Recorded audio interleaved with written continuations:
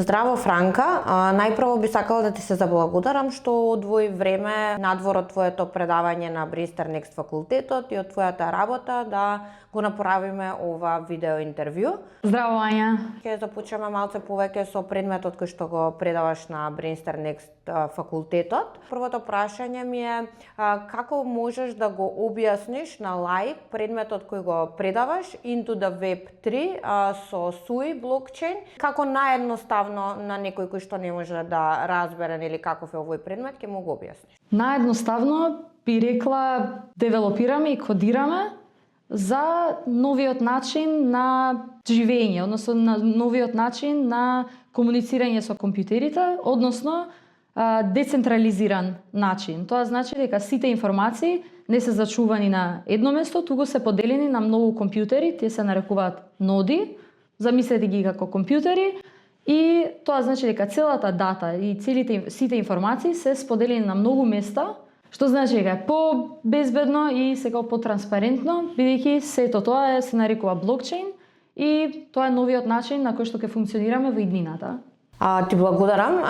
Зошто токму еве SUI блокчейн? Што ја прави оваа технологија интересна за идните инженери кога ќе споредиме за она што можеби веќе го имаат слушнато за Web 3? SUI, за разлика од другите блокчейнови, е полесен за употреба, на начинот на логиката, нема да навлегувам во технологијата, меѓутоа е полесен за кодирање, многу е по-scalable, значи многу полесно може да се прошири, и исто така има бенефит, бидејќи за обичните луѓе, односно луѓето кои што не слушнале за Web 3, многу полесно може да ги онборднеме, односно може да влезат во блокчейнот преку SUI блокчейн, бидејќи има помала бариера и е полесно и поедноставно нивното присуство и комуникација со блокчейнот. За да ни биде уште малку појасно, дали може да ни споделиш еве и пример од реалниот свет каде што блокчейн решава одреден проблем на поинаков начин еве од класичната технологија? Па јас ќе речам, мојот омилен use case е крипто, односно криптовалутите. Наједноставниот пример е сега ако сакаме да пратиме пари на некого, одиме во банка, ставаме пари во банка и потоа банката ги префрла кај другиот човек. Во блокчейн, односно со крипто, со користење на крипто, го отстрануваме овој middleman што е банката. Директно јас ги праќам директно на вториот човек и стигнуваат за неколку секунди со многу по-ниски трошоци од тоа што банката зема. Супер, значи тоа значи дека нема да имаме банки во иднина. Се надевам. Сега хипотетички, ако треба на студентот прва година да му објасниме зошто блокчейн ќе му биде важен понатаму во кариерата, што би му кажала? Кој најважен проблем мислиш дека блокчейн може да го реши во моментот? Најважното е, мислам дека неизбежно дека блокчейн доаѓа во сите индустрии. Најважно е кај девелоперите, во банкарскиот свет, во финансискиот свет, но секако и генерално во девелоперските решенија. Многу е битно да го знаат, логиката е иста како до сега. Веќе ако сте девелопери, логиката е иста, само малку треба да се смени јазикот. Важно е, бидејќи треба да се адаптираме на новите предизвици на животот, така што побрзо ги прифатиме новите јазици, толку полесно ќе се адаптираме за иднината. Ако еден студент сака да стане AI подпомогнат инженер или AI native во областа софтверско инженерство, не класичен девелопер, кои 2-3 навики сметаш дека треба да почне да ги развива уште сега? Мислам дека и тоа, блокчейнот си доаѓа како технологија, меѓутоа AI веќе е дел од нашите животи, не е сопатник, туку ние живееме во оваа AI сфера. Многу е важно да научиме да разговараме со AI и да ги научиме тие промптс како по-добро да се изразиме со AI. И најважното, и мислам дека и студентите треба да го знаат ова, дека AI ни помага во нашата работа и треба да го користиме во наш бенефит.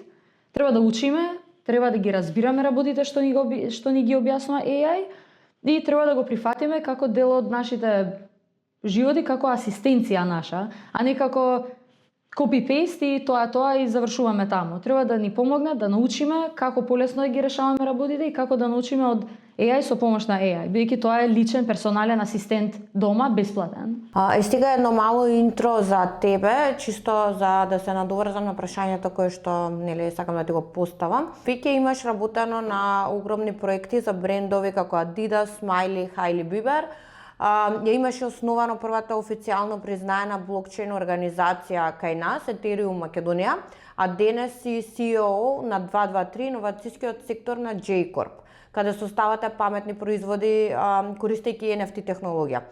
Па мислам дека е редно да те прашам зошто мислиш дека е важно студентите уште за време на студии да слушаат предмети кои што се предавани од луѓе кои што се активни во индустријата и тоа токму активни во индустрија која користи AI и напредни технологии, особено ако сакаат понатаму да се развиваат како софтверски инженери. Па образованието како и секогаш те учи како да се изразуваш, како да применуваш знаење и слично. Меѓутоа, кога слушаш индустрија и реални проблеми, предизвици во животот и во светот, добиваш перспектива на кој правец сакаш да понатака да се развиеш како девелопер.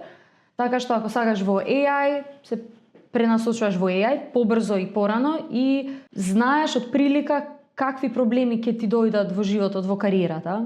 Ако сакаш во блокчейн, дознаваш работи за блокчейн. Битно е за индустрија да слушаат повеќе за индустрија, бидејќи може тоа и да ги инспирира и да добијат инспирација и мотивација да работат на конкретна идеја или да решат конкретен проблем. Така што тоа може да им помогне да скокнат неколку чекори по излегувањето од факултетот и образованието и директно да влезат во индустрија со повеќе мотивација и инспирација.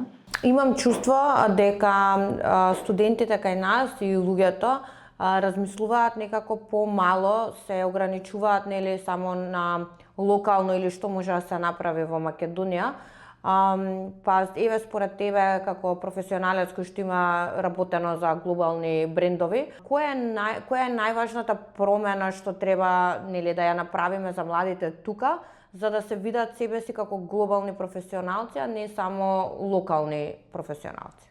Мислам дека веќе не се работи веќе за Македонија. Технологијата ни овозможни да ги тргнеме границите на база на држава, на база на националност. Веќе сите зборуваме англиски. Ова е отворено поле, секој може да конкурира. Можеш да седиш од дома со лаптоп и да влезеш и да решаваш глобални проблеми доколку ти самиот тоа го сакаш.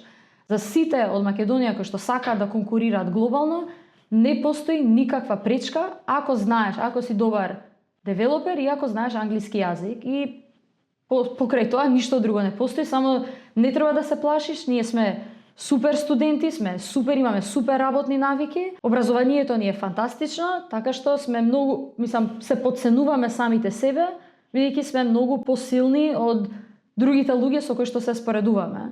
Токму поради тоа што се подценуваме, ние сме работеле многу повеќе, учиме повеќе, работиме посилно, така што само напред и никој не треба да се плаши и треба само да влезе во проблемите и ќе ги реши многу полесно од другите.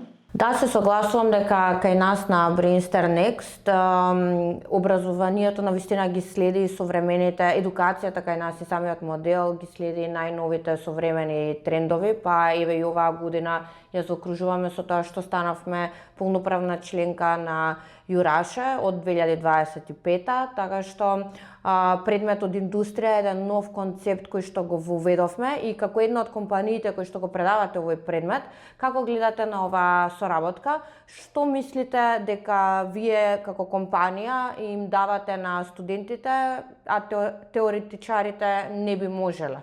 Супер. Многу интересно прашање. Ова не е нас прв случај кога предаваме директно на студенти, односно на луѓе кои што не се влезени во индустрија. Прво е начинот на кој што ги предаваме работите, се фокусираме на реално решавање на проблемите, кој што мислам дека им помага многу начинот, мајндсетот да им го смени, дека не е само научи и реши задача. Тоа е првото. И второто е пробуваме да ги мотивираме да размислуваат надвор од рамките, значи да think outside of the box, што значи да бидат љубопитни кога ќе си одат дома да прогуглаат нешто. Што е тоа, како можам да го решам, што е фирмава, што решава тој проблем и слично. Значи, ги мотивираме да бидат љубопитни и да самите да ресерчаат повеќе од тоа што учеле на факултет. Сега спомна реален проект, значи за крај, место за оцена, студентите ќе треба да направат мини апликација. Кои се некои критериуми за некој да има успешна мини апликација, тоест да положи со добра оцена? Две работи се критериум. Најважното е мора да се разбере кодот. Значи мора да се разбере логиката зошто една линија код е употребена тука и што значи таа линија код, дека на крај на денот сепак мора да работиме и да ги разбираме работите кои што ги правиме. Тоа е најбитното, значи тоа најмногу ќе се оценува. А второто кој што ќе биде ценето, меѓутоа и не е mandatory, не е задолжителна, е креативноста. Значи тие кои што ќе се покреативни и ќе бидат пољубопитни да пробара, да ресерчнат какви решенија може да направат, какви идеи веќе постојат, па да земат инспирација и да направат некој покреативен проект, тогаш и тоа ќе се цени малку, меѓутоа пак ќе кажам, најважното е дека треба да се разбере и треба да на крај практично да се објасни проектот кој што го направиле. Ако некој од нашите студенти сака да работи во вашата компанија за 6 месеци, кои се некои работи кои што треба да започне да ги прави од денес? Пак ќе кажам, мислам дека се често се повторувам, меѓутоа најбитно е да разбира, значи да покаже интерес во тоа што го учиме моментално, меѓутоа и тоа што е надвор од теоријата, значи реални примени. И второ е да прашува и слободно да прашува нас, толку има потреба, ние сме отворени, одма може да почне да работи некој на реален проект со нас. Така што доволно е да разбира, да ги знаете, да разбира теоријата, меѓутоа и да се љубопитни и проактивни. Проактивноста е исто битна. NFT според тебе дали имаат реална вредност или се најскап JPEG на интернет? Сите технологии почнуваат со нешто што е не многу корисно и елементарно во нашите животи, па така и NFT технологијата почна со тие скапи JPEGs, со скапи сликички по $1, $2 милиони. Меѓутоа тоа е само едно од примените, која што е забавна примена. Понатака во животите наши ќе видиме дека NFT ќе бидат нашите ID cards, значи нашите лични карти, нашите пасоши, нашите изводи, понатака нашите лични документи, дипломите и слично, така што NFT сега е само почетокот на тоа што сме виделе со NFT. Ќе има многу примени, ќе бидат сериозни примени од многу голема важност, кој што ќе ни ги замени физичките документи. Колку мислиш дека сме далеко од моментот кога платите ќе ги земаме во крипто наместо во денари или во евра и каде ја гледаш иднината на банките? Па искрено се надевам што побрзо. Мислам дека во Македонија, бидејќи се уште не е регулиран законот, малку е во грей зон, има некое време, така што се стремиме кон регулација. Ќе дојде време кога ќе се регулира, бидејќи во Европска унија веќе е регулирано криптото. И мислам дека не е далечна иднина. Јас се надевам барем во следните 5 години веќе да земаме крипто, меѓутоа бидејќи сепак се работи за глобално ниво за сите граѓани, ќе треба банките да бидат вмешани во тоа, меѓутоа ќе се прифаќа крипто преку банките или преку други институции. Ако утре можеме да ја менуваме вистината на некој начин со вештачка интелигенција, дали блокчейн ќе стане алатка за да провериме што е автентично? Може да се користи.